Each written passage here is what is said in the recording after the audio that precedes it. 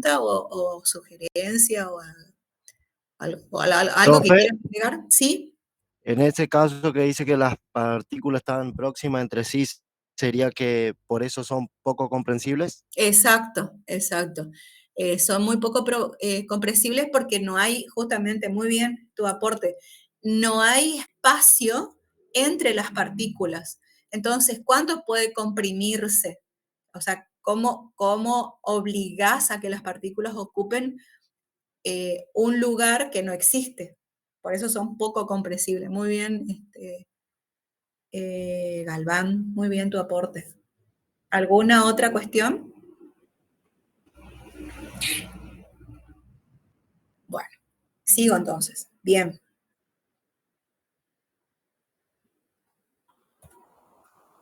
A ver. Acá. Bien. Bueno, seguimos con las propiedades, pero veamos desde el punto de vista molecular propiamente. Y a ver, el título dice teoría cinética molecular y tiene que ver con la posición, el movimiento y la relación que existe entre las moléculas de un líquido.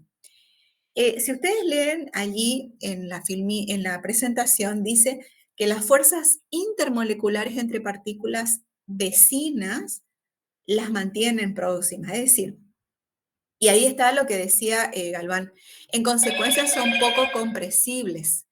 Es decir, esas partículas que están pegadas unas a otras se mantienen en esa posición y eso me dice que son poco compresibles, porque en verdad existen fuerzas de interacción entre moléculas. Es decir, que una molécula es atraída por otra. La molécula 1 es atraída por la molécula 2 y la 2 por la 1. Entonces, esas fuerzas de interacción entre moléculas hace que estas partículas permanezcan en esa posición pegadas una a otra. Por eso es que no hay lugar entre ellas. Y como bien aportó Galván, eso nos lleva a concluir que la consecuencia directa es que son prácticamente incompresibles, o no, no es que sean incompresibles, en realidad son muy poco compresibles. Es decir, se puede comprimir, pero muy, muy poco, a diferencia de los gases.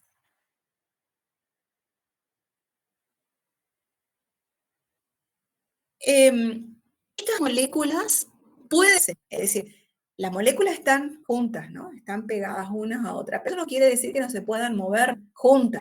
Pueden deslizarse una sobre otra, pero también una molécula sobre una molécula en este caso el recipiente, o sea, una molécula diferente. En ese contacto pueden deslizarse unas sobre otras. Es por eso que pueden moverse dentro del recipiente y adoptan la forma del recipiente, gracias a a la posibilidad de este deslizamiento. La superficie, dice, es lisa debido a las fuerzas intermoleculares que las atraen entre sí y hacia el interior del líquido.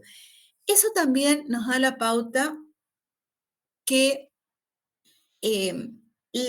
tanto las superficies, la superficie libre del líquido, o sea, si tenemos el líquido en un recipiente, la superficie libre sería el que está en contacto con la atmósfera.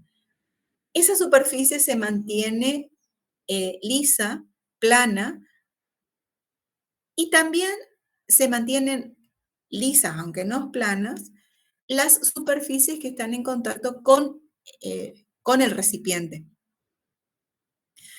¿Por qué? Porque estas fuerzas de interacción molecular no solamente actúan entre las moléculas del líquido, sino entre la molécula del líquido y las moléculas del recipiente. Pero hace que siempre se orienten, esa es la palabra, se orienten hacia el interior del líquido. Por eso que las mantienen, es decir, usted, si pensamos, ¿no es cierto?, en la superficie del líquido libre, no hay moléculas que salten y se vayan hacia el exterior. Además, porque hay una presión, que, bueno, ya vamos a ver, una presión atmosférica que hace que esas moléculas estén en ese lugar. Pero, digamos, todos tienen una explicación física.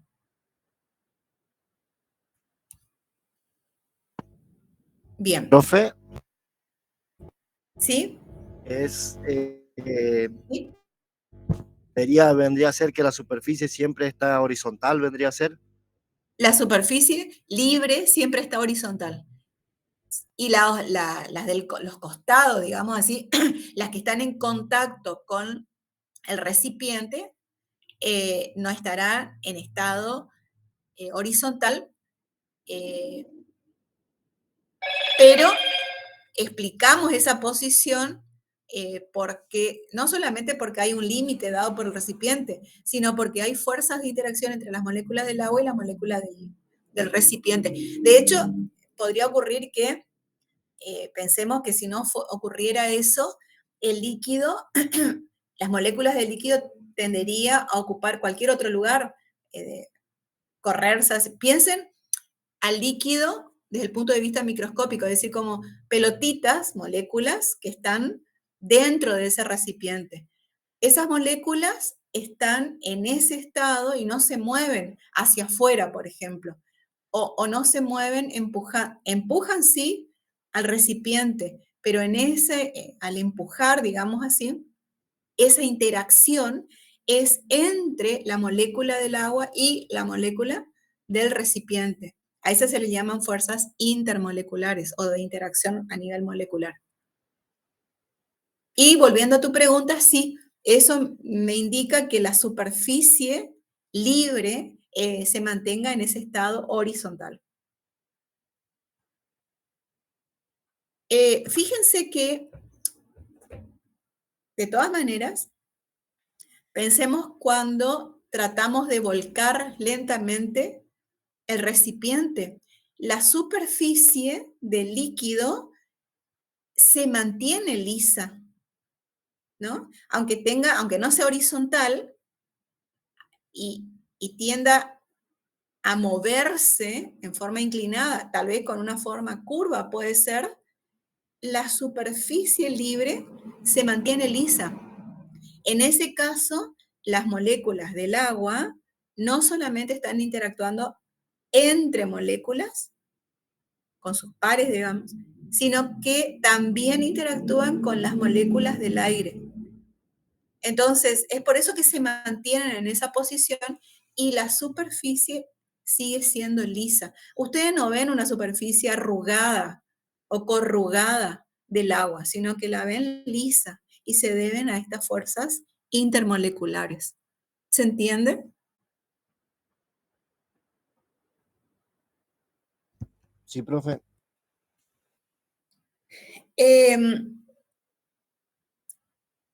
Y otra de las particularidades de las moléculas de agua en el marco de la teoría cinética es que estas moléculas tienen suficiente energía cinética para superar parcialmente las fuerzas atractivas, es decir, que acuérdense que la energía cinética estaba vinculada o está vinculada con el movimiento de un cuerpo, o sea que acá estamos hablando del movimiento de las moléculas.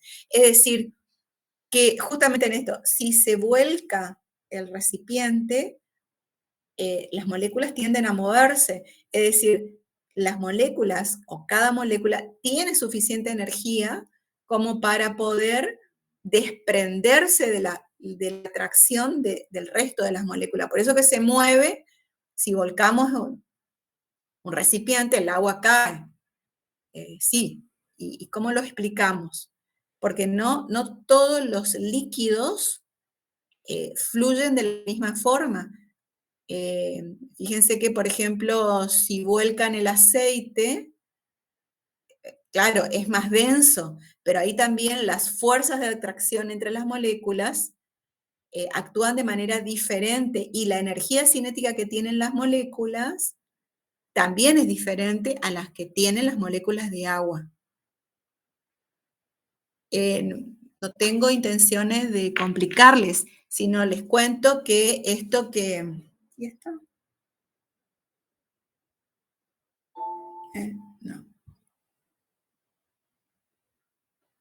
Bueno, sino contarles que todo eso que parece tan natural o que es natural, pero que lo vemos a diario y tal vez muchas veces no le prestamos atención, tiene una explicación física, pero también es una oportunidad para mostrar o para recordar que todo esto que estamos hablando en física en verdad ocurre en la vida diaria.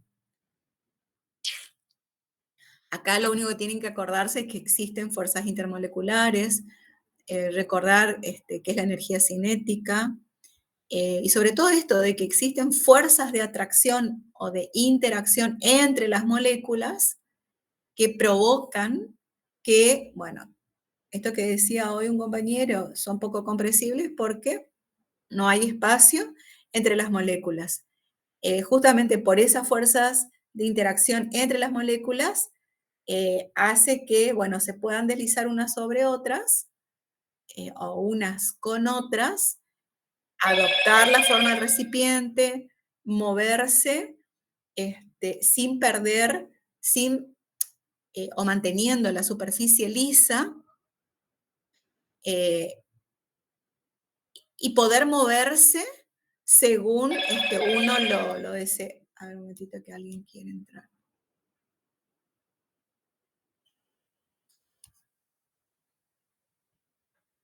Bien.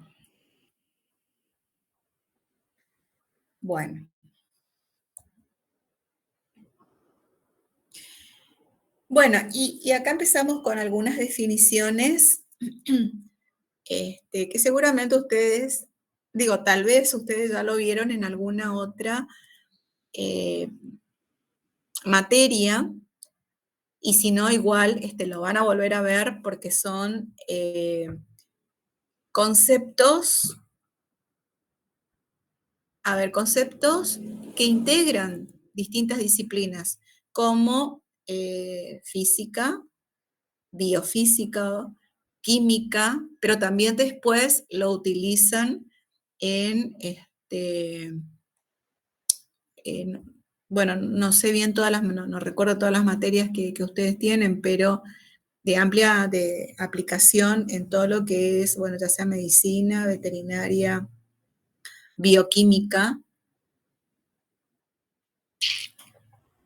Bueno, veamos qué es una solución.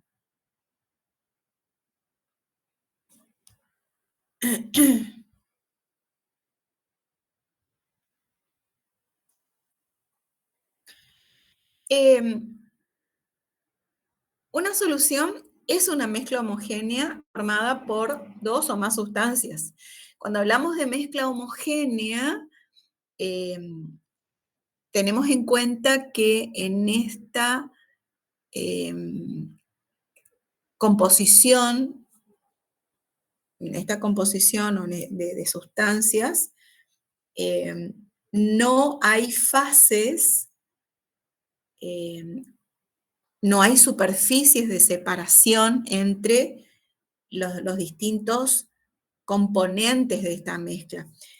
Por ejemplo, hoy les decía, si mezclamos alcohol y agua, no podemos diferenciar el alcohol, después de la mezcla, ¿no? El alcohol del agua. Todo es una sola, parecería una sola, un solo sistema, decimos nosotros. Es una sola mezcla, es un todo. Entonces, por más que tengamos dos sustancias en ese caso, no diferenciamos uno de otro tras la mezcla. Bueno, eso se denomina solución. Por eso en la filmina, en la presentación, dice que es un sistema material homogéneo, una sola fase. Una sola fase porque no se puede ya distinguir uno de otro. Pero esta mezcla o este sistema está formado por más de un componente, porque estamos hablando de una mezcla.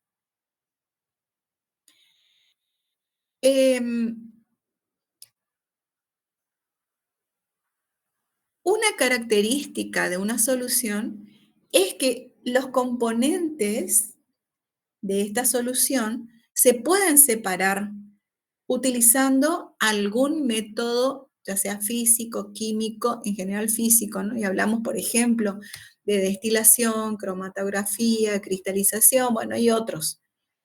Pero esta es una característica de la solución o disolución. Fíjense que si nosotros mezclamos agua y aceite, bueno, esa mezcla ya no es homogénea, porque allí sí el aceite y el agua presentan dos fases diferentes. Podemos determinar o distinguir el espacio ocupado por el aceite y el espacio ocupado por el agua. Entonces, esa mezcla ya no es homogénea, se llama heterogénea. Bien.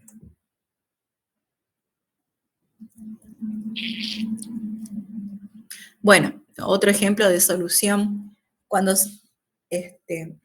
mezclamos el polvo para hacer jugos en agua, si disolvemos el polvo en poca agua, decimos que esa solución estará muy concentrada porque hay mucho polvo y poca agua.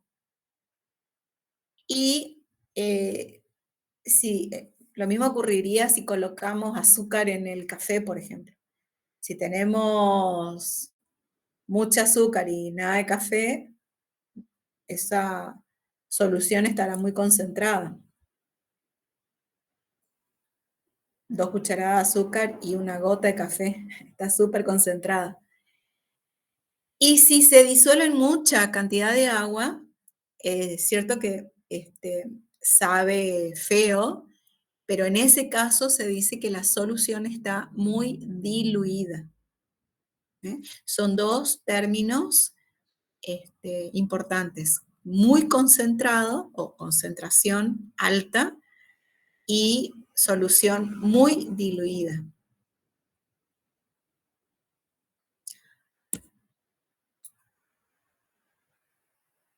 Bien. ¿Han visto este tema? Perdón, no el tema en sí, sino este concepto en alguna otra asignatura. Sí, profe. Sí, se ve. ¿Sí? Bueno, a ver, y entonces me pueden dar otro ejemplo.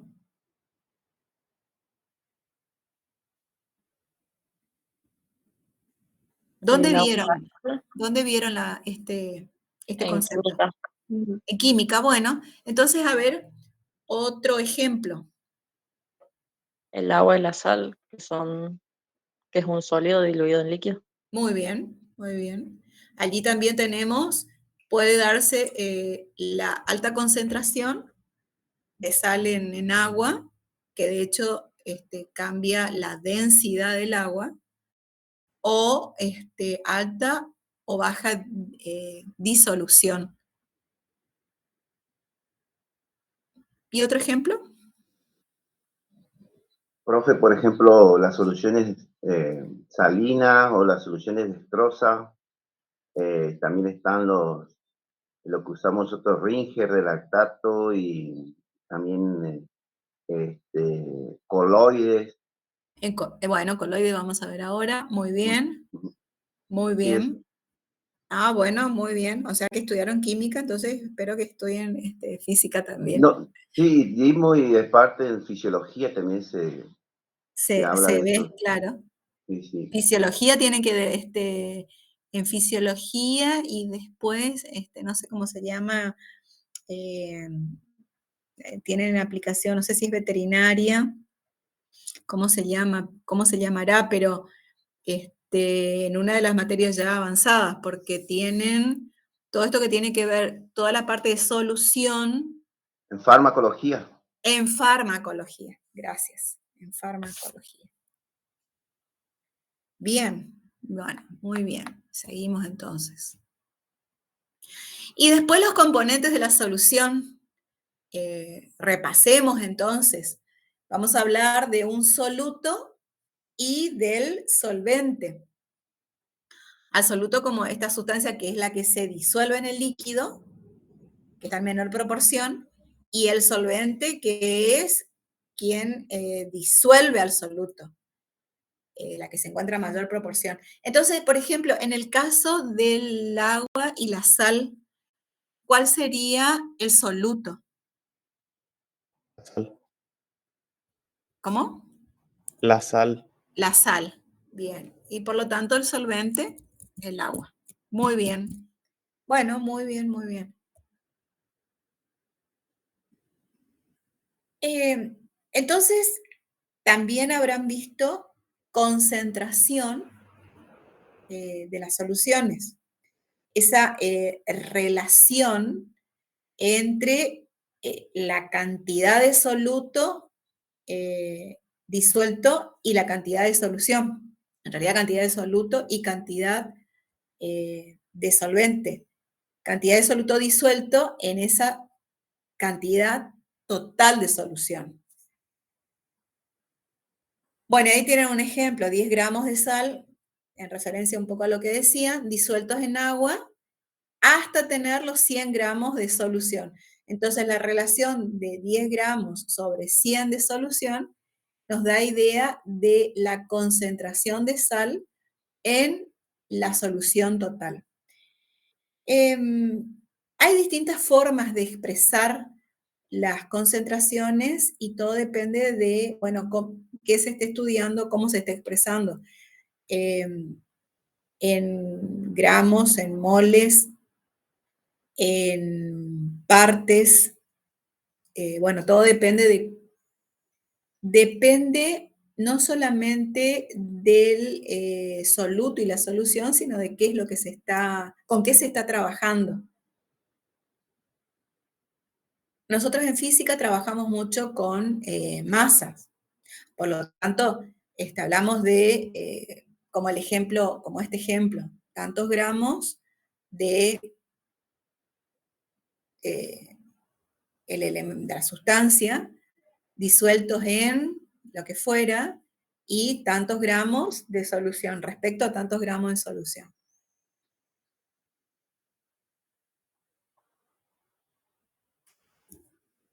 Bueno, y esto nos da lugar también a hablar de sistemas dispersos, que están formados por dos o más sustancias puras que se pueden separar por métodos físicos, pero sus componentes conservan sus propiedades físico-químicas.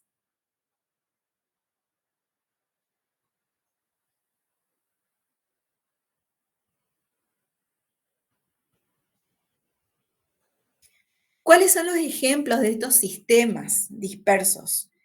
El aire formado por oxígeno, carbono, nitrógeno, o sea, cada uno de los gases que conforman el aire, en mayor o menor proporción, son sustancias que están mezcladas, pero cada una de esos elementos se diferencian entre sí uno de otros y conservan sus propiedades físico-químicas. Agua de mares y lagos, la leche, la mantequilla, el queso. En todos los casos, todos estos sistemas están formados por más de una sustancia pura. Y en esa mezcla comparten un espacio, comparten un sistema, pero otra vez cada uno conserva sus propiedades físico-químicas y eso es lo que diferencia un sistema disperso de aquellos que no lo son.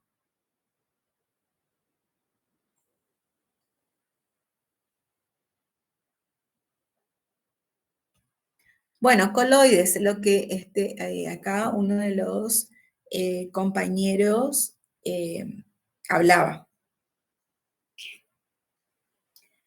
También son mezclas, pero, bueno, y el soluto aquí, que está formado por partículas muy pequeñas, se encuentran suspendidas y no precipitan.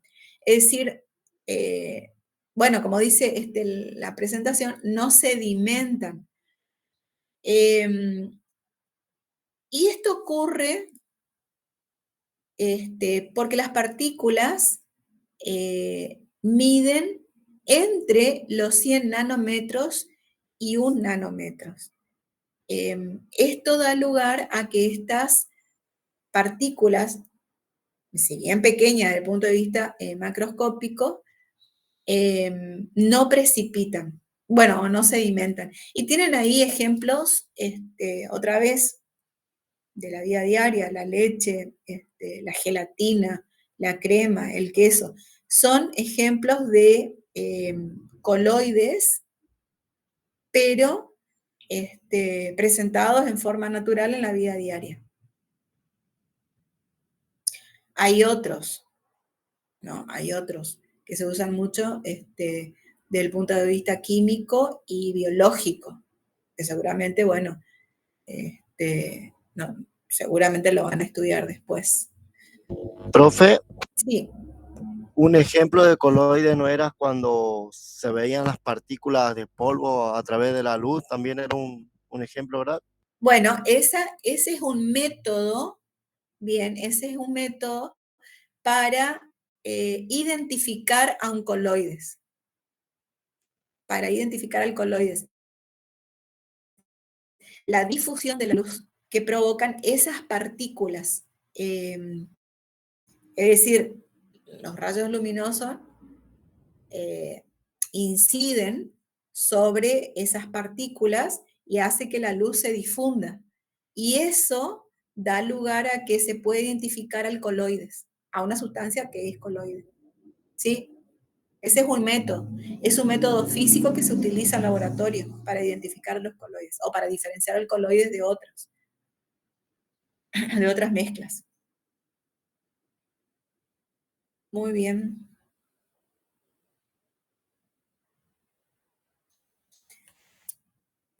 Bueno, entre las propiedades, ahí está la dispersión de la luz que el que hablaba. Galván es el que habló, o Altamirano. Galván, profe. Bueno, las propiedades físicas. Dentro de las propiedades físicas que identifican alcaloides está la interacción con radiación electromagnética. ¿Qué es esto que yo les digo de que la luz es una radiación electromagnética que interactúa con las partículas del coloide y provoca la dispersión de la luz, que es el efecto Tyndall? Bueno, en realidad fue quien utilizó, mejor dicho, este fenómeno de dispersión de la luz para identificar a los coloides o para diferenciar a un coloide de otra mezcla. Las propiedades cinéticas, hablamos de la sedimentación y difusión.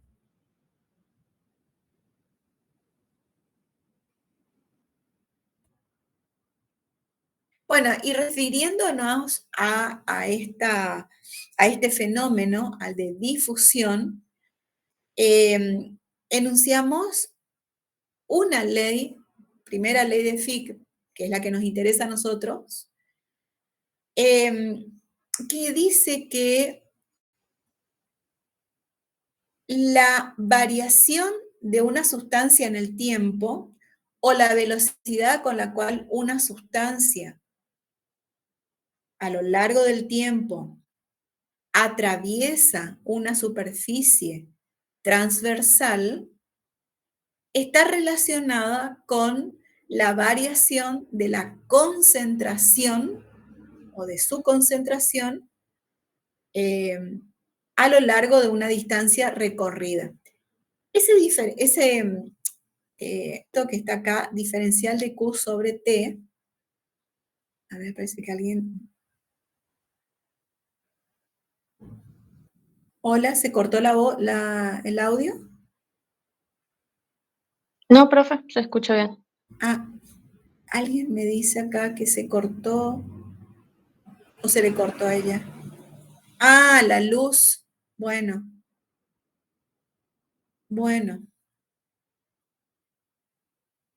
Que cuando quiera unirse, cuando pueda, que se una. Y si no, después le pasan, por favor, esta presentación. Ahora vamos a hacer como la otra vez, le mando para que ustedes tengan.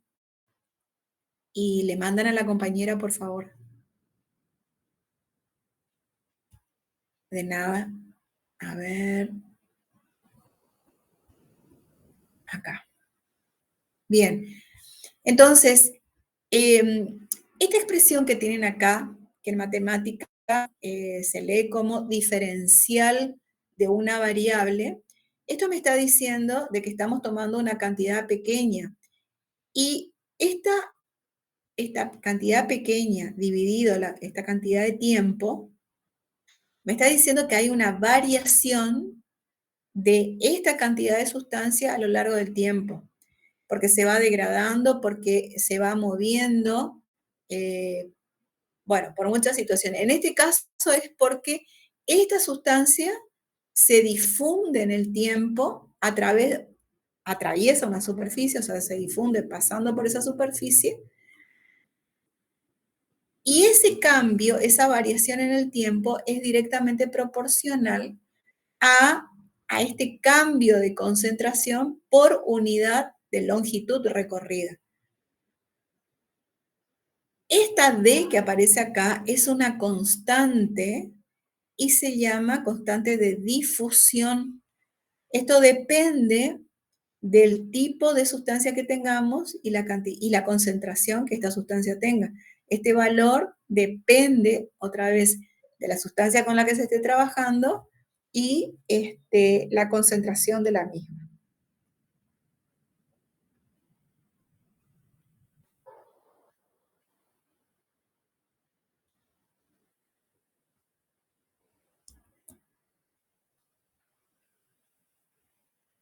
Elasticidad en líquidos.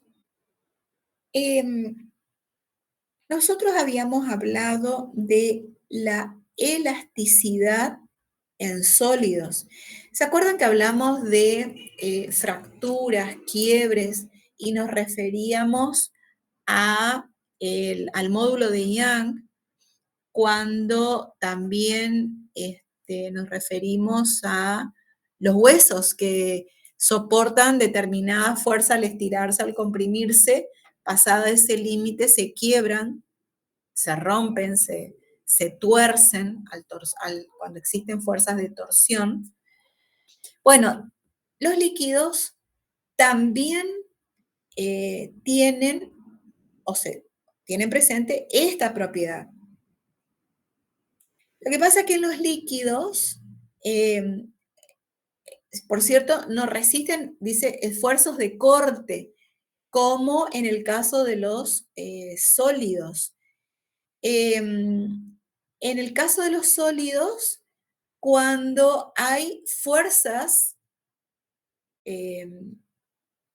ya sean de torsión, de compresión o de tensión, esos sólidos se quiebran, se cortan, en realidad no se cortan, se quiebran.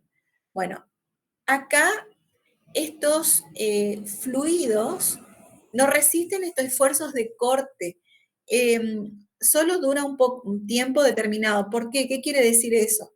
¿Por qué decimos presentan viscosidad? Porque estos líquidos, y ahora lo vamos a ver enseguida, estos líquidos tienen la propiedad, y lo veíamos hoy con las fuerzas de interacción, de desplazarse según esa fuerza aplicada. Lo vamos a ver ahora en viscosidad, de todas maneras. Pueden fluir, se mueven de un lugar a otro sin cortarse. El corte, sin romperse, y eso tiene que ver con esa energía cinética suficiente que tienen para resistir las fuerzas de atracción, y tiene que ver con la propiedad que tienen estas moléculas de poder moverse, desplazándose en forma conjunta, todas las moléculas, justamente por esas fuerzas de interacción que tienen entre ellas.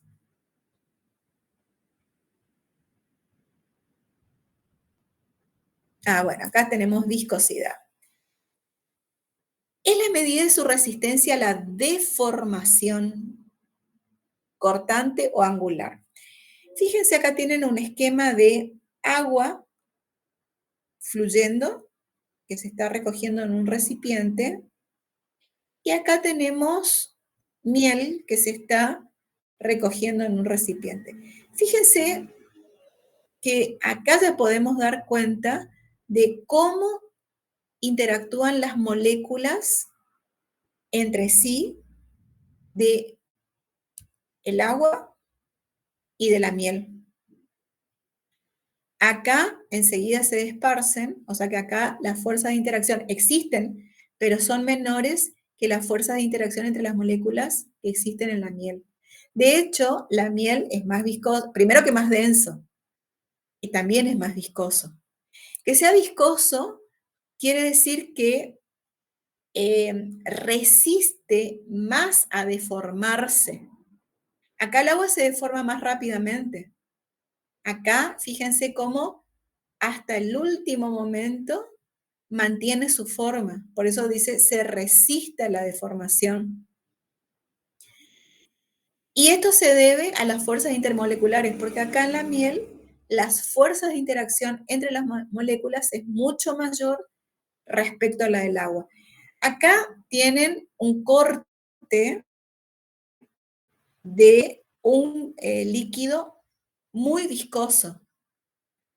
Si se tratara de deformar al líquido, esto es una cuestión ideal, obviamente. Si se tratara de deformar, fíjense que todo en su conjunto se movería en una misma dirección. Mientras que si no fuera viscoso, solamente la parte superior trataría de deformarse, como ocurriría en el agua. Podríamos deformar la parte del agua, de la parte superior, pero la parte de abajo, lejana a la superficie, se mantendría en una posición, en una misma posición. Me parece que más visible es esta situación, donde cuando se está depositando la miel o derramando, como decimos, en un recipiente, fíjense que se resiste a ser deformado. Por eso es que se mantiene, digámoslo así, hasta último momento en una misma forma, en una misma estructura. Bueno, eso es una de las propiedades de los líquidos, la viscosidad.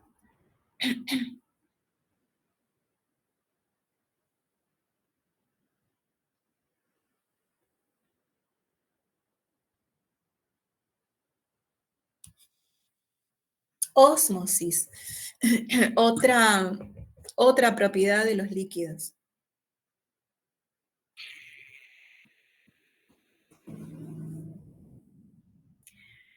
Bueno, dice aquí que este proceso, cuando el agua se mueve, hace una solución más concentrada. Y tal vez estudiaron o analizaron este mismo ejemplo en un recipiente donde se separa el espacio o este volumen a través de una membrana. En uno de los espacios hay agua y en el otro una solución con mayor concentración, por ejemplo, sacarosa. Entonces ocurre que las moléculas de agua fluyen hacia atravesando la membrana, hacia el espacio donde hay solución a mayor concentración. Bueno, este proceso, este fenómeno se denomina ósmosis.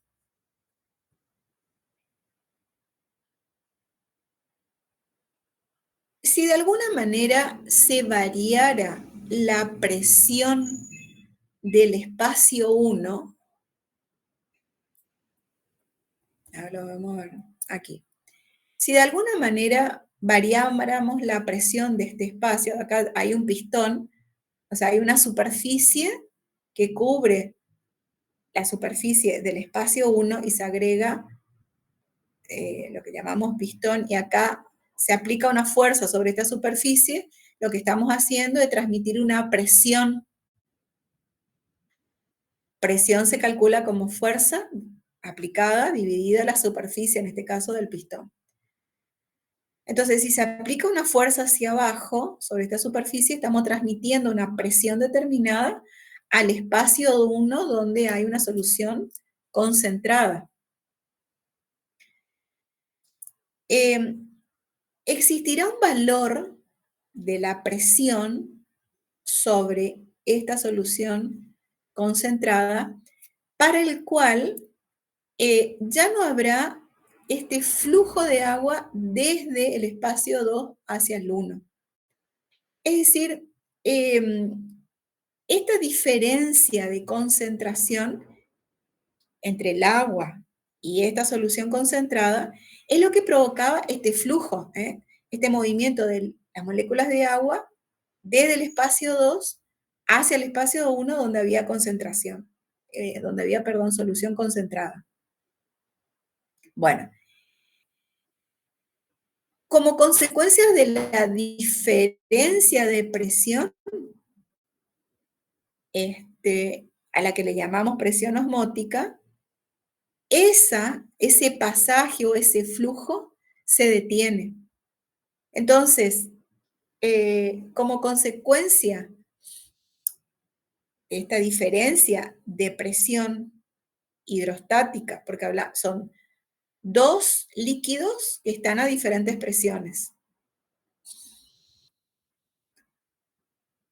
Se llama presión osmótica a esa presión para la cual justo este flujo se detiene, este flujo o este movimiento de moléculas de agua hacia la solución donde hay mayor concentración. O sea, pero Ese es que un si valor. quedan a la misma presión, ¿Sí? quedan a la misma presión, se Quedan detiene a el la misma pasaje. presión. Sí. Exacto. Se equilibran y quedan a una misma presión. Y entonces en ese valor límite o crítico, eso se denomina presión osmótica. Para valores diferentes de esa presión se provoca otra vez el movimiento. ¿Qué es lo que estaba ocurriendo, verdad? ¿Qué es lo que estaba ocurriendo? Antes, como había diferencia de presión, había un flujo de el agua pura o natural, pura, hacia la solución de mayor concentración. ¿Por qué? Porque esa diferencia de concentración provocaba el movimiento del flujo de agua, y si había diferencia de concentración, ya había diferencia de presión. ¿Está bien?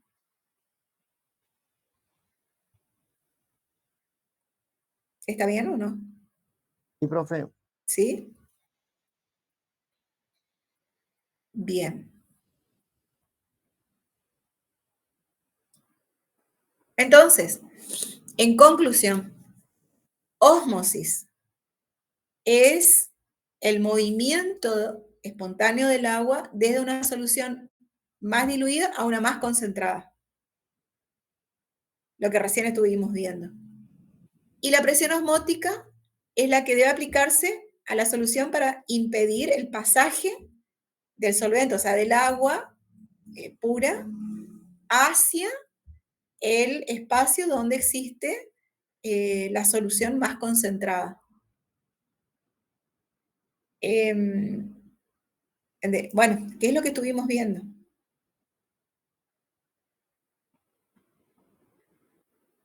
Pero aquí como conclusión.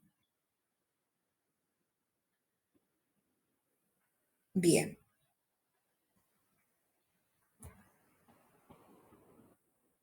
Bueno, transporta a través de la membrana celular. A ver, un momentito. Bien.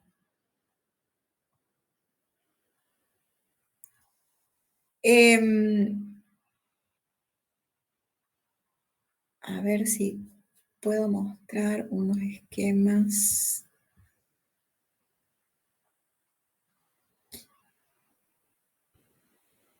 Unos gráficos acá.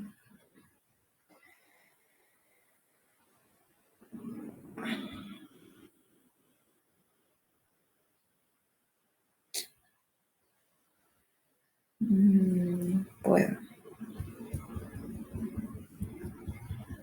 No sé si están viendo. No, me parece que solo se ve la diapositiva.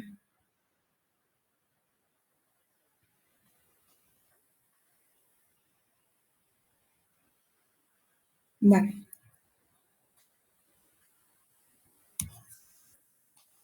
Quería mostrarle uno.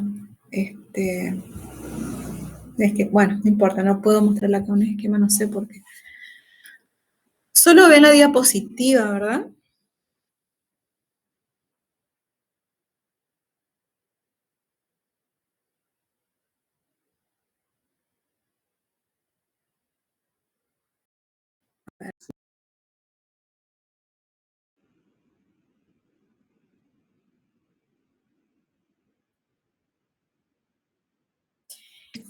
Transporte de fluidos a través de una membrana, en particular celular, hay toda una función, como dice, hay una función dinámica para que pueda ocurrir distintas reacciones bioquímicas en la membrana a fin de mantener con vida al ser, cualquiera sea. Para mantener el ambiente interno de la célula viva y todas sus partes constitutivas, se requiere una permanente, un permanente funcionamiento, digamos así, de distintas, no solamente de permanente funcionamiento, sino, ¿cómo se dicen? Sí, distintos funcionamientos complejos para evitar que ciertas sustancias puedan ingresar y otras puedan salir. Es decir, la idea es retener ciertas sustancias en el interior de estas células y permitir que otras salgan para que esta célula permanezca con vida.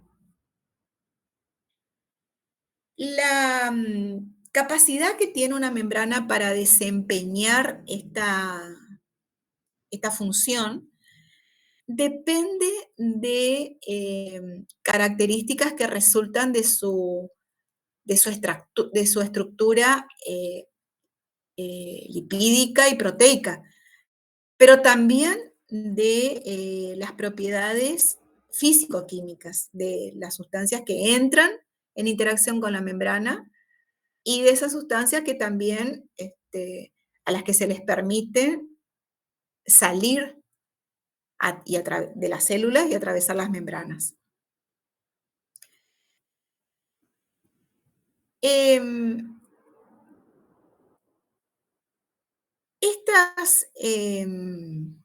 En esta misma interacción, las membranas son barreras o constituyen barreras selectivas, es decir, hay una permeabilidad diferencial que permite el paso de ciertas sustancias y excluye otras. Cuando las sustancias atraviesan la membrana plasmática sin gasto de energía alguno por parte de la célula, se dice que el transporte de esa sustancia es pasivo. Pero si la célula debe suministrar energía metabólica para que esas sustancias sean conducidas, llevadas al otro lado de la membrana, entonces ese proceso se denomina transporte activo.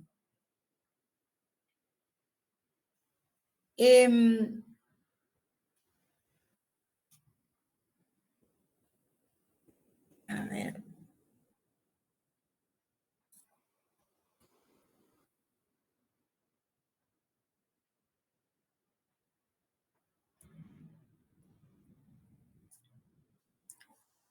Bien.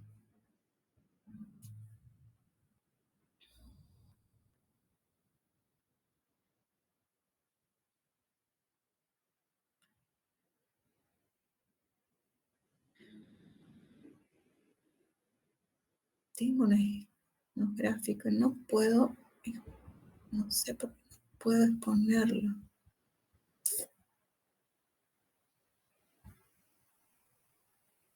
Bueno.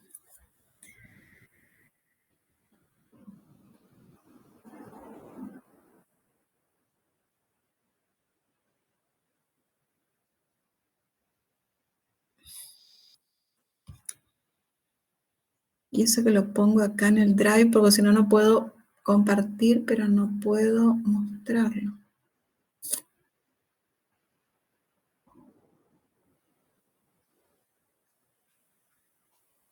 Bueno, no sé qué pasa. Bueno, dentro de ese transporte llamado activo, tenemos un transporte activo primario y un transporte activo secundario. En este tipo de transporte las moléculas se mueven en contra de decimos un gradiente químico o electroquímico en el caso de un ion. Cuando hablamos de gradiente, es como el gradiente de temperatura, hay un cambio de temperatura, bueno, hay un gradiente químico, en este caso electroquímico, en el caso del ion. Y para esto se necesita un gasto de energía metabólica. Entonces, definimos al transporte activo primario y decimos que el proceso de este transporte se produce gracias a que hay un consumo de energía metabólica. Cuando se transportan iones o moléculas en contra de ese gradiente químico. Justamente como se mueven estos iones en contra del gradiente, es necesario que se gaste una cierta cantidad de energía, que en este caso significa que se consume energía metabólica.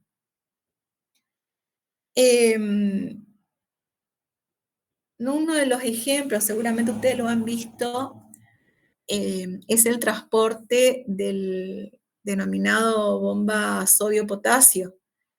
Cuando la célula mantiene alta concentración de potasio, ¿cómo es? Alta concentración de potasio y baja de sodio para generar gradientes iónicos. ¿Está bien? Sí, alta concentración de potasio y baja de sodio. Y esta bomba es la que está constituida por una proteína que atraviesa la membrana celular, la que se llama ADPase, ¿se acuerdan? ¿O no? En fisiología vamos a tocar ese tema, profe. Ah, bueno. Bueno, esto hablo nada más, pero no. Digamos, ustedes lo van a estudiar bien en fisio, ¿sí? En fisiología. No les vamos a preguntar esto, solamente cuando el transporte activo es primario y cuando es secundario, pero no los ejemplos. A eso me refiero. Les cuento nada más para que después cuando inició se acuerden.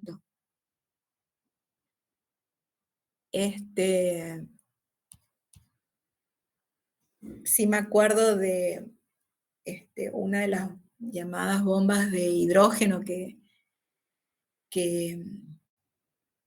estaban presentes en una parte del estómago que permite degradar el alimento. Me acuerdo de eso. Alguna vez cuando estudié. Claro, Yo lo en no química, soy veterinaria, pero sí estudié aplicaciones. ¿Cómo? claro, en química también se toca el tema cuando el ciclo de la urea o cuando se producen ácidos grasos o, por ejemplo, Ah, bueno. el metabolismo celular, cuando ingresa, por ejemplo, cuando ingresa la glucosa a la célula, el gasto de energía del ATP, cuando se gasta ATP, todas esas cosas, se dan en química, después en fisiología también. Ah, perfecto. Bueno, mejor. Fluido, ósmosis, difusión, todas esas cosas. Bueno, Eso es lo que nosotros estamos viendo ahora, la lógica de por qué, del por qué claro, se ¿por qué ocurre todo eso? ¿Cuál es la explicación física? física, claro. Claro, ¿por qué ocurre todo ese movimiento de esas moléculas? ¿Cómo ocurre? La explicación es esto, la diferencia de concentración, la diferencia de presiones, la necesidad de consumir energía o gastar energía, por ejemplo. Fíjense que, bueno, en el transporte activo secundario, a diferencia de lo que pasa en el primario, la energía que se utiliza está almacenada como gradiente electroquímico. En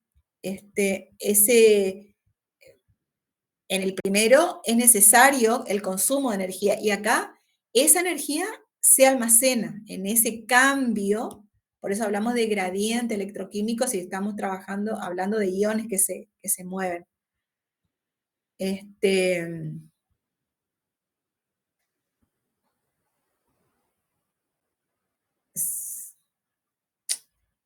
Bueno, no. Saben que tengo unos esquemas y no los puedo, no sé por qué no, veo que no aparece.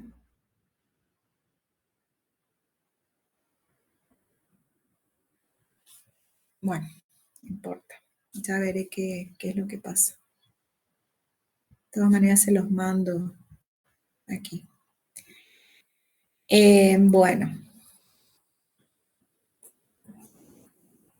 Bueno, entonces, vamos para atrás. Hablamos de las propiedades generales de un líquido. Explicamos desde el punto de vista de la teoría cinética molecular, aparte de esas propiedades, qué pasa a nivel molecular para que nosotros en la práctica observemos estas propiedades. ¿Cómo se explica esa interrelación a nivel molecular? Hablamos de solución, definimos solución, dimos un ejemplo, varios, porque ustedes me dieron otras. Nos referimos a los componentes de la solución, soluto y solvente. ¿Vale? Ustedes me dieron los ejemplos. Hablamos de concentración de las soluciones, que significa esta palabra concentración. Hablamos de sistemas dispersos, dimos ejemplos. Hablamos de coloides, de hecho ya ustedes lo mencionaron, acá el compañero ya había mencionado antes, las propiedades del coloide, de un coloide. La primera ley de Fick, que es la que nos interesa a nosotros, que es la que se refiere a difusión, hablamos de elasticidad de líquidos y en particular dentro de elasticidad nos referimos a viscosidad, que es una de las propiedades más importantes del líquido. Hablamos de ósmosis, de presión osmótica, transporte a través de una membrana celular y nos referimos a los dos tipos de transportes, pasivo y activo. Y dentro del activo, el primario y el secundario. Esto que está escrito acá de que hablamos de la bomba constituida por la proteína, bla, bla, todo esto es un ejemplo.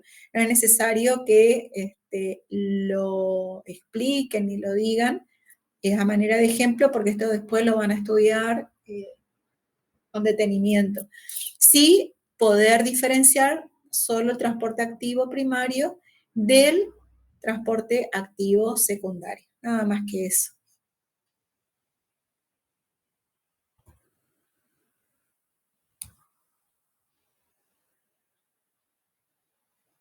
Bueno. Profe, este no era que había gasto de energía en uno y en el otro no se producía gasto de energía, era... Así es, en uno se necesita, en uno se consume energía. Acá está.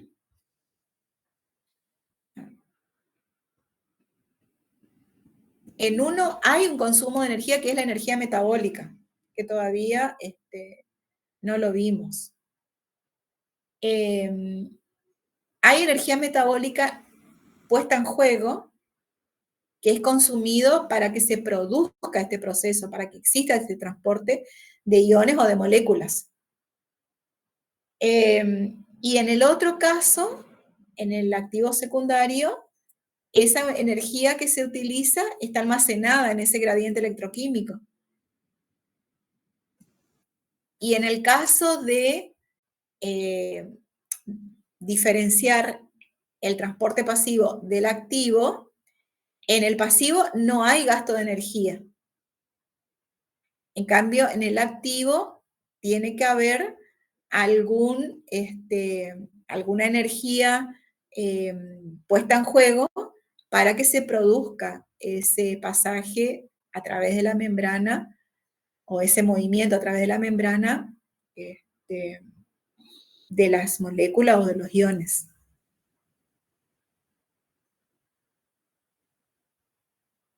¿Sí? Es lo que vos es lo que te estás diciendo. Estamos diciendo lo mismo. Acá tienen qué es un transporte pasivo y qué es un transporte activo. Y dentro del activo, el primario y el secundario. Y nada más que eso. Las definiciones, nada más. Si alguno quiere agregar algo más y contar, me estoy refiriendo al final, ¿no es cierto? Después quieren contar algo más, lo puede hacer. Pero es suficiente con las definiciones. ¿Se entiende? Yo tengo Sí, una profe. definición, profe, del transporte activo secundario que también puede ser contratransporte o contransporte. Así es. Así es. Pero esas son subdivisiones.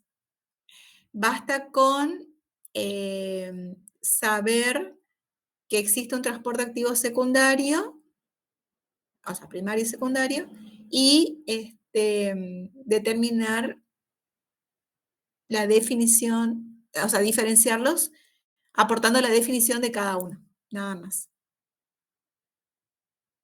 Bien, profe.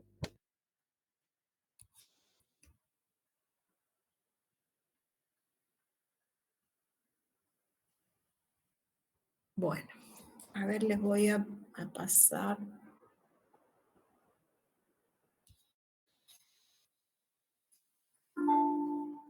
A ver, primero dejo de compartir.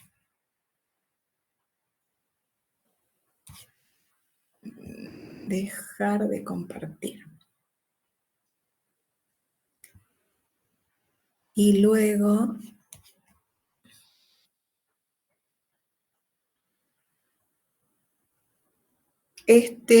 ¿cómo hicimos la vez anterior? ¿Cómo les mandé la vez anterior? Les mandé a una compañera y después... A una compañera le mandó el Power. Si quiere me lo puede mandar a mí, profe. Bueno, a ver... Si vos me pasás tu... Esta, profe. Bien, espérame un poquito que acá está así, mando ya. Te mando ya y me decís. Porque si no después...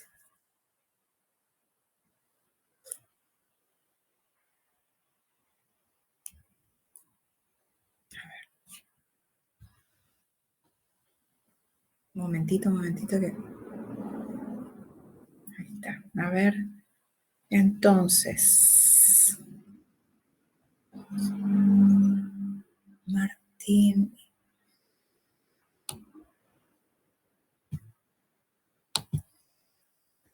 Miró. Había un periodista... Ah, no, Mirol. Mirol es otro.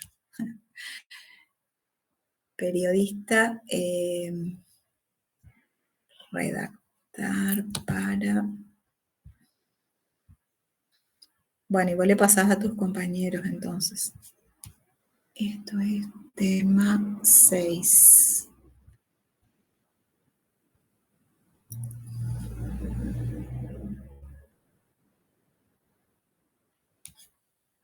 Aceptar. Bueno, ahí te estoy mandando. Ahí te mandé.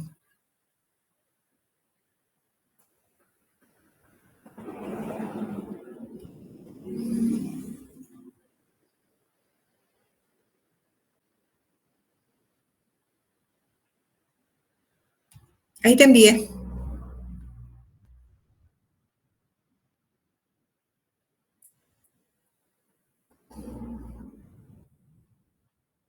Ahí veo, profe. ¿Sí? ¿Te Ahí me llegó? llegó. Bueno, vos entonces te encargás. Ahí Martín. Iñaki es tu nombre.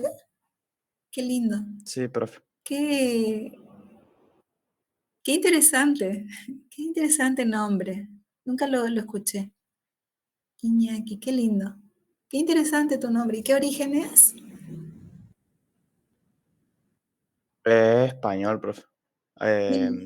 De Andorra, creo, algo así era. No me acuerdo.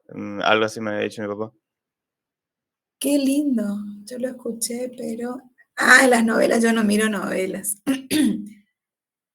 Qué lindo. Muy interesante, me llamó la atención. Ah, vos sos el malo de las novelas. Bueno, yo no miro novelas, así que... Un jugador de fútbol español creo que tenía el nombre Iñakis. Ah, sí, tenés razón. Eso sí, escuché. Sí, es cierto. Sí, escuché. Estoy mintiendo. Escuché entonces. Un jugador de fútbol. Ahí sí puede ser. Por ahí miro las finales. No, de las finales de, qué sé yo, Juegos Olímpicos o Mundiales, pero bueno. Bueno, salen todas las referencias ahora. Bueno, Profe, sí, en los sistemas dispersos dijimos que estaba compuesto por dos o más fases. sí, Hay una fase continua y una fase discontinua. discontinua. Sí, una fase continua y una discontinua. En general se hablan mayoritariamente de las fases continuas, que son los que existen en mayor proporción y que son de más utilidad en realidad, no porque no existan los otros. Y yo tengo, profe, que La verdad es a los sistemas dispersos se lo pueden clasificar según la velocidad de de las dispersión. soluciones que atraviesan la membrana semipermeable. Sí, sí. Bueno, ahí tengo cristaloides y coloides. Y coloides, sí. Cristaloides no vemos acá en física, pero sí coloides.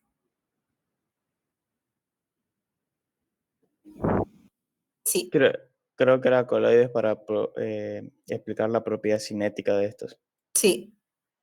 Profe, entonces como tal esa fórmula que vimos de difusión de los coloides es La de, ¿cuánto se desplaza un líquido al ser volcado? no solamente no es al ser volcado, es cuánto se difunde el líquido, la solución, cuánto se difunde el líquido Cuando la concentración varía al desplazarse una longitud determinada, cuando la solución se desplaza a una determinada distancia. Eso es, no es que se vuelca, sino que se difunde. Una cosa es volcarse, o sea, que cambia toda su ubicación físicamente, digamos. Y otra cosa es cuando se difunde, en este caso el líquido, atravesando una superficie. Quise decir dos cosas a la vez. En el caso de la difusión, no sé si se acuerdan del esquema. Si tenemos una membrana, tenemos moléculas de un líquido que atraviesan una determinada superficie en forma transversal. Cuando se vuelca, pensamos en un movimiento en el espacio, no nos interesa ese pasaje o ese transporte o ese movimiento a través de una superficie en forma transversal. Esa es una diferencia importante. Por eso es que aparece en esa variación de la cantidad de la sustancia en función del tiempo, directamente proporcional, por eso aparece esa D, por la superficie, por el cambio o la variación de concentración cuando hay un desplazamiento en una longitud, en la unidad de longitud, que es lo que dice la ley de Fick. Profe, y una definición concisa de coloide, ¿cómo sería? Porque yo tengo una que es compleja, que deriva del griego cola, que se puede pegarse, que son residuos gomosos, todo eso. Pero esas son, esas más bien son características. Esas son más bien características. Si vos te referís a las características de un coloide, que son mucho más de lo que nosotros vimos, hablando más de que es una mezcla en la que el soluto está formado por partículas que son muy pequeñas y se encuentran suspendidas. Suspendidas en la solución, sin precipitar. Es algo, no le des muchas vueltas. Después, en química, supongo que van a ver con más detenimiento, pero nada más que una mezcla en la que el soluto está formado por partículas muy pequeñas que se encuentran suspendidas. Bien, profe, gracias. Claro, eso lo vamos a dar en fármaco. En fármaco, perdón, bueno, en fármaco. ¿Qué vamos a utilizar en un paciente deshidratado, descompensado, si cristaloide o coloide? Bueno. Y, bueno, depende con mayor precisión. Claro, y si el concepto es para, digamos, presentarlo en una mesa y decir, bueno, coloide es esto, pero con lo que tenemos ahí, entonces, son solutos dispersos en una solución, o sea, más de un soluto. Con eso es suficiente, no es necesario entrar en detalle, porque no se olviden, y esto entre nos, no se olviden que hay una veterinaria en la mesa, así que cuanto más detalles den y no esté bien, yo les podré corregir solamente la definición de coloides, pero si hablan de cuál coloide, por qué, como decía un paciente deshidratado y demás, yo eso no te puedo corregir, pero la Está la docente... doctora abogado, que es fármaco. Exacto, claro, ella es veterinaria, así que ella sabe muy bien Nos va a pegar una pelada ahí. Ahí nomás te va a decir, te va a empezar a preguntar más y más y más. Yo lo que les digo es que es suficiente con que sepan la definición nada más de coloide, nada más que la definición.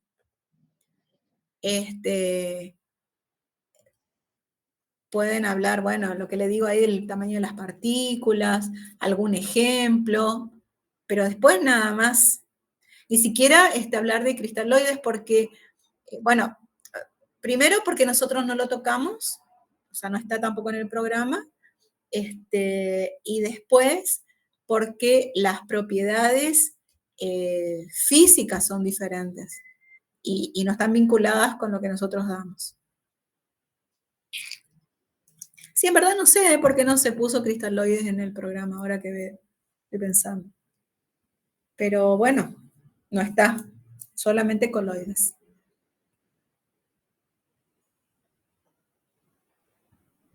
Así que,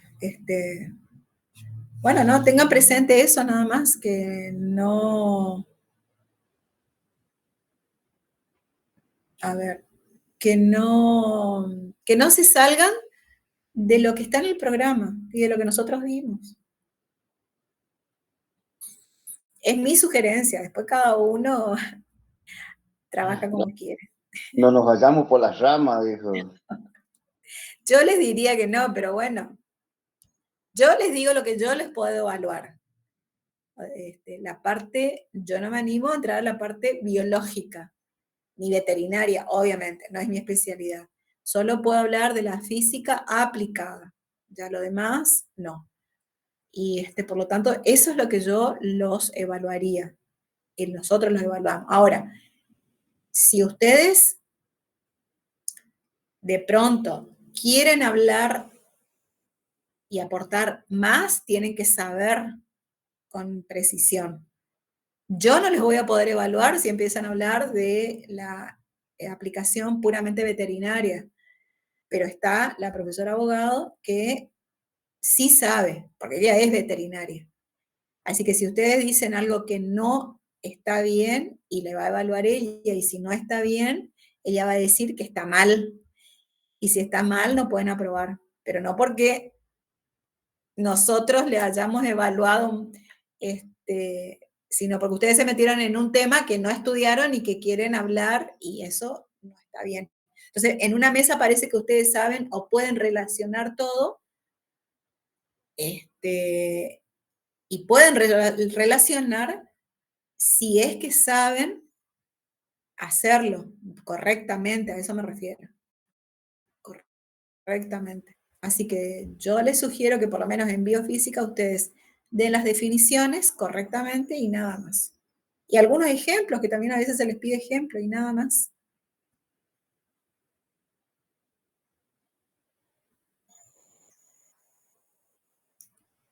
Bueno.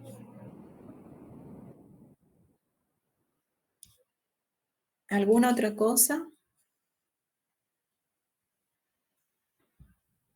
¿Qué libro están usando para estudiar biofísica?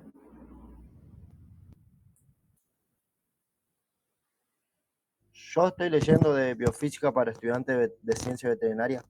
¿Y cuáles?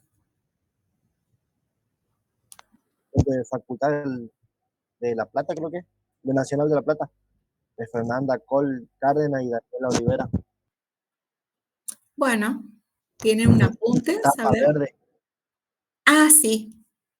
Sí, lo he visto y en algún momento lo bajé y la verdad es que no tuve tiempo pero he visto que están bien los distintos puntos y las aplicaciones. Vi el índice, no me detuve a leer todo, pero vi el índice. Los distintos puntos de física con una aplicación directa a la veterinaria. Está muy bueno ese. Sí, Vi el índice, no vi todo el desarrollo. No está muy completo. Con el programa, digamos, le falta algo. No, el todos tema los de libros. músculo, de gravedad, eso está bien. El tema de radiactividad también. Ay, bueno, lo voy a leer entonces. Voy a ver cómo lo encaran. A ver, nunca hay un libro que contenga todos los temas de un programa. Hablo de ninguna materia, ¿no? De ninguna materia. Porque los planes de estudios exigen contenidos mínimos cuando se arma un programa. Entonces, cuando se arma el programa, esos contenidos los debe tener. Lo que pasa es que muchas veces están los temas en distintos libros. Así que no hay un libro que se guíe, o sea, el programa no está hecho en base a un libro, a eso me refiero. Pero bueno, ¿y el resto? ¿Qué libro está consultando? Ninguno, profe. ¿Y cómo van a estudiar para el final? ¿Y los prácticos cómo están haciendo? Con o sea, la otra profesora nueva Fogar, nos Andrea explica. Fogar. Sí, nos explica y nos deja de vez en cuando tarea. Y bueno.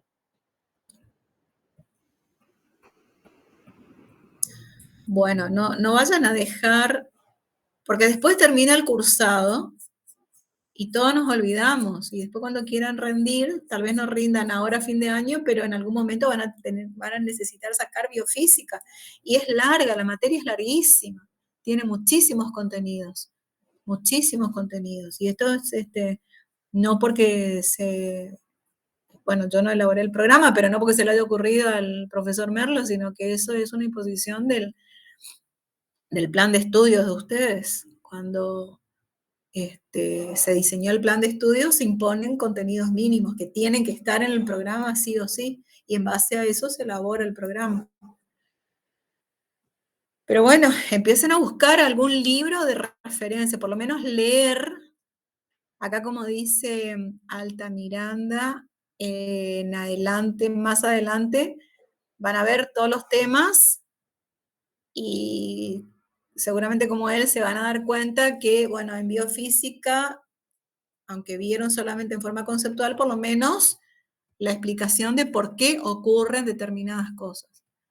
El flujo sanguíneo, la presión, por ejemplo, cuando miden la presión sanguínea, ¿cuál es la explicación? ¿Cuál es la explicación de por qué, cómo se pone un suero, cómo se inyecta una inyección, valga la redundancia? Bueno, son todas cosas que tienen una explicación física.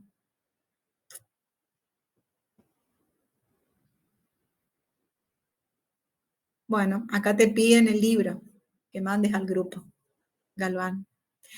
Bueno, señores, señoritas, señoras, si hay. Yo lo tengo impreso, pero creo que en la compu lo tengo descargado, miro y paso. Pase. Sí, pásense todos los libros que tengan en buena hora. Todos los libros que tengan, tiene que haber, si ustedes buscan en forma, hay libros para bajar en forma gratuita.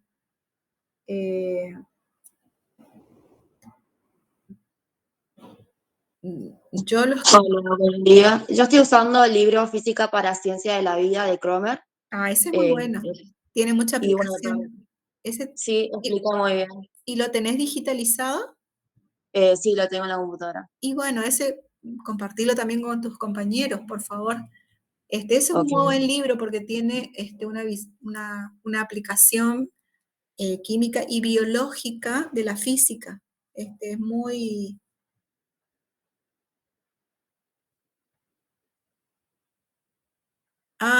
bueno, el de tapa verde, pero yo tengo uno de tapa verde. Esperen, que yo le voy a decir cuál es.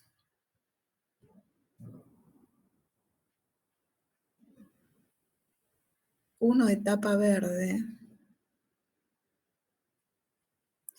El que no recomienda el profesor Merlo es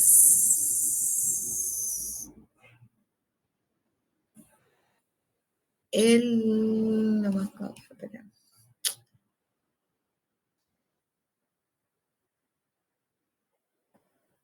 Acá.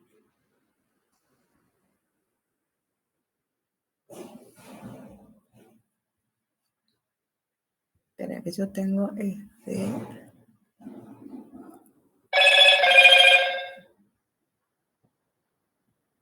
Es de la Universidad de La Plata, pero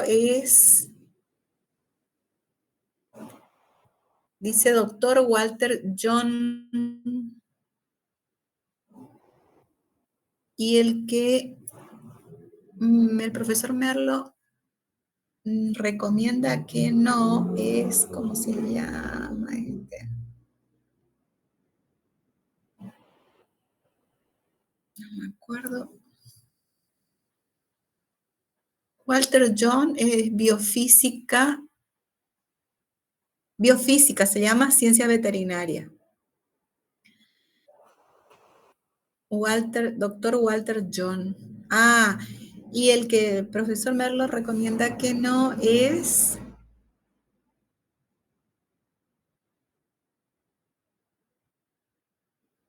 biofísica para estudiantes de ciencia veterinaria. ¿Es el que vos tenés? Cárdenas Olivera. Sí. ¿Es el que vos tenés? Sí, yo tengo ese, profe. Sí, es cierto lo que dice tu compañera. Ese es el que el profesor Merlo recomienda que no.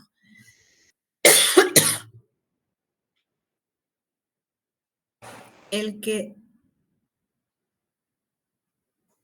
yo tengo una parte traducida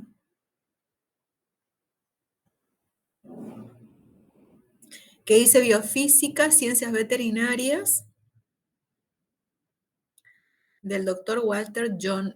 No dice de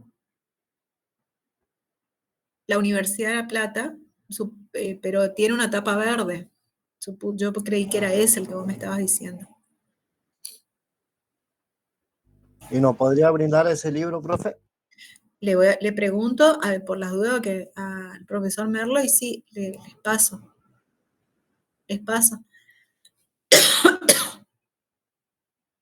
Este que les dice la compañera, yo les recomiendo. Biofísica de Gleiser. Este sí nosotros les recomendamos, el que dijo la compañera, que es el de Kramer. El de Cromer, perdón. Que es Ciencias para la Vida. Ese recomendamos porque es completo, el que usamos siempre. Sí, acá la compañera le va a pasar, Ivana fue, ¿no? Ivana Miño, la que tiene. Sí, yo la tengo. Ahora lo mando al grupo. Bueno. Hubo un tiempo igual que el profesor la dejó en el aula virtual, ahora no sé si seguirá, la verdad no tengo idea. Yo lo descargué de ahí, por ejemplo, que el profesor lo había subido como material de estudio, y ahora ya no sé si estará o no, pero al principio estaba. Sí, no creo que lo hayas sacado, ¿eh? Si está, tiene que permanecer ahí. Bueno, ese es un libro recomendable porque está completo, es básico y tiene una aplicación de la física a la biología en general. Y es básico, que es lo que ustedes necesitan, algo que sea preciso, no solamente básico, sino preciso, que no dé tantas vueltas y redunde en temas que van a ver a futuro. En todo caso, en el futuro, cuando vean los temas que estamos tratando, bueno, vuelvan al libro de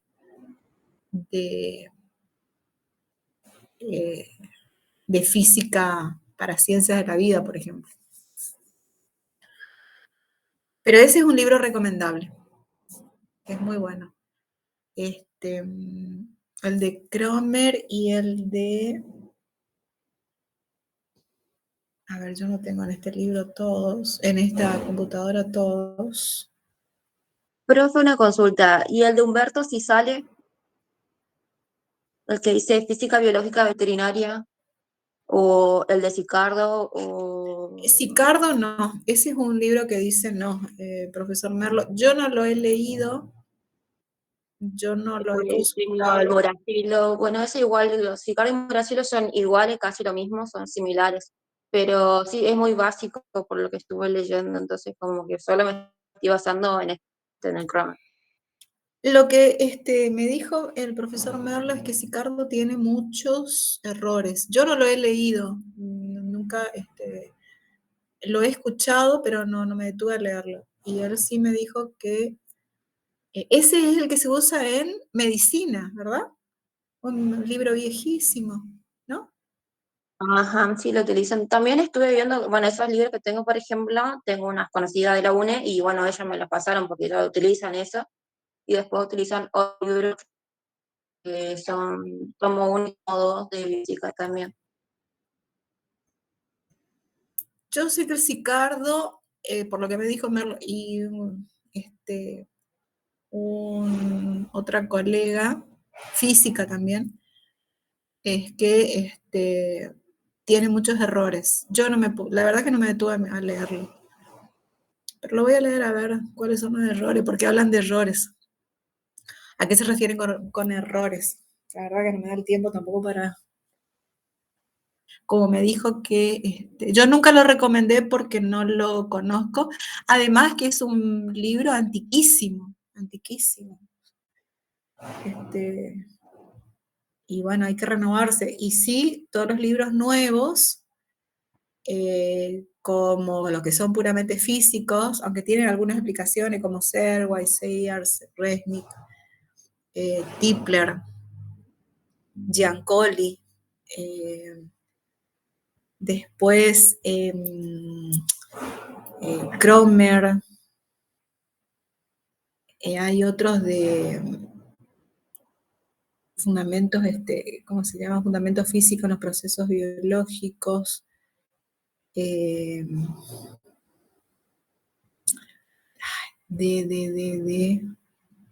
Sigmund, creo que es. Sycamore. Son todos libros que sí, que los uso, que los conozco y los uso y recomiendo.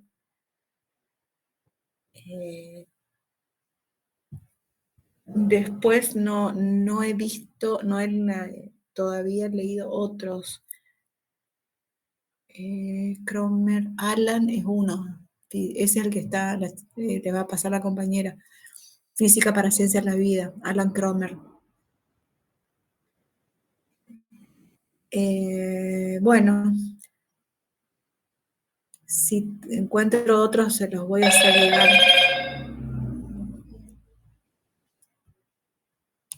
Pero tienen bastante con Cromer, tienen bastante como para estudiar y es suficiente. Después pueden elegir otros, pero Cromer es suficiente.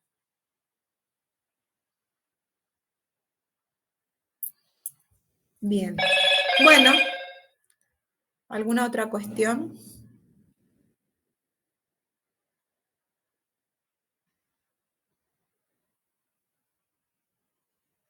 ¿No? No, profe. Bueno, entonces, Dios mediante sí nos encontramos la semana que viene.